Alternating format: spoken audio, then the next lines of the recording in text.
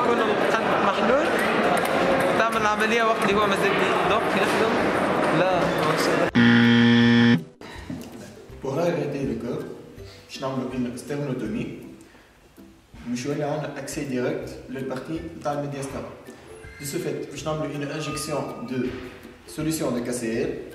Je vais faire l'activité cardiaque. Une fois que vous faites l'activité cardiaque, je vais brancher les grands vaisseaux cardiaques. Une machine, elle va assurer, disons, la circulation sanguine normale extracorporelle. وهكا يولي عندنا un accès le cœur arrêté et nous نعملوا عليه toutes sortes d'actes pour traiter les dysfonctionnements éventuels.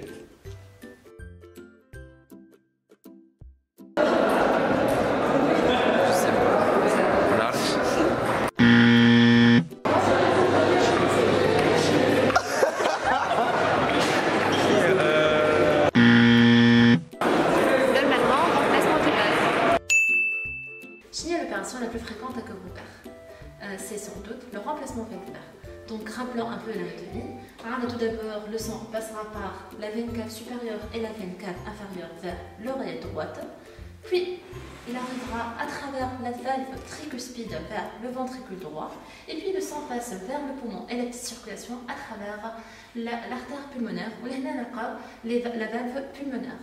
Après cette petite circulation, les veines pulmonaires, les 4 veines pulmonaires se jettent directement dans l'oreillette gauche. Puis le sang passera vers le ventricule gauche à travers cette valve qui est la valve mitrale. Et puis du ventricule gauche vers l'aorte, le sang passera à travers la valve aortique.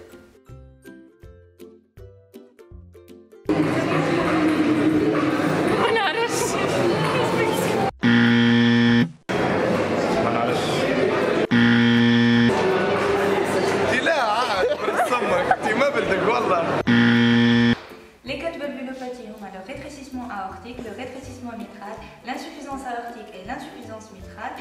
Le rétrécissement mitral est sans doute la valvulopathie la plus fréquente et qui sera le sujet de notre prochaine opération.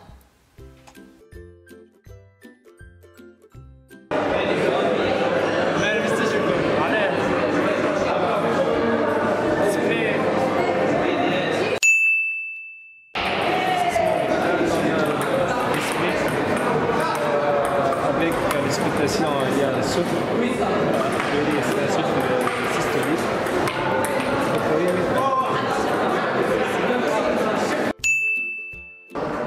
Trois signes d'auscultation. Claquement à l'ouverture de la mitrale, éclat de B1 et roulement diastolique. Alors, pour comprendre ce qui va se passer sur le plan clinique, il faut tout d'abord comprendre ce qui se passera sur le plan cardiaque. Donc, l'oreillette gauche est malade, elle va pomper le sang vers le ventricule gauche, mais dans ce cas, elle va trouver un obstacle à ce niveau-là, et au niveau de la valve mitrale qui sera rétrécie par rapport à la normale. Donc, l'oreillette elle sera obligée de fournir plus d'efforts et donnera plus de pression pour pouvoir pomper le sang convenablement vers le ventricule gauche. L'augmentation de la pression artérielle va se retentir sur les veines pulmonaires. Il y a une augmentation de la pression au niveau des veines pulmonaires qui sera de même barre vers l'oreillette gauche ou le ventricule gauche. Donc, le problème qui se passera au niveau des veines pulmonaires donnera un dysfonctionnement sur le plan pulmonaire. Il y aura la dyspnée d'effort. La dyspnée d'effort, c'est que le patient, quand il fera un certain effort d'activité physique ou libre, il aura une dyspnée rapidement. Et plus la dyspnée est forte, plus les signes sont forts et sont tendus. À part la dyspnée d'effort, on pourra avoir même l'OAP, l'œdème aigu du poumon. Et il va se manifester à travers des crachats mousseux, des quintes de toux et même des crachats sanglants. Il y a même des hémoptysies, ils toussent du sang. À part le problème pulmonaire, il y a aussi un problème au niveau de cette oreillette gauche qui elle va donner plus d'efforts et dans son fonctionnement, moi je suis sûr qu'il rate. Et son tissu, un tissu musculaire, il va peu à peu se fibroser. De cette fibrose-là, tout le fonctionnement, je dois dire, tac, tac, tac, à un certain moment, ça va fibriller un peu. Il y aura la fibrillation auriculaire. Cette fibrillation auriculaire, je traduis, sans marachitrade comme il se doit d'être fait, Et donc, chez des caillots, ils pourront donner pas des embolies, ils vont des embolies pulmonaires qui pourront être très très graves sur le plan vital pour le patient.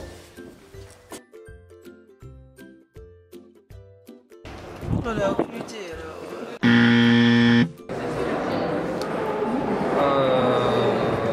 par voie endoscopique. Ouais, la sténotomie.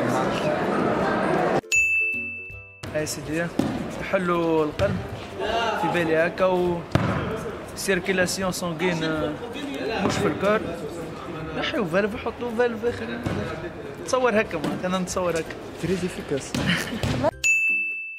L'intervention dure 2 à 3 heures et nécessite une anesthésie générale et la réalisation d'une circulation extracorporelle pour arrêter le cœur et permettre la réalisation de la chirurgie. Ainsi, le chirurgien aura un accès direct à la valve mitrale par une incision de l'oreillette gauche. Il va enlever la valve défaillante et la remplacer par une prothèse qui peut être biologique ou mécanique. Après l'intervention, le patient va rester à l'hôpital de 5 à 7 jours pour surveillance.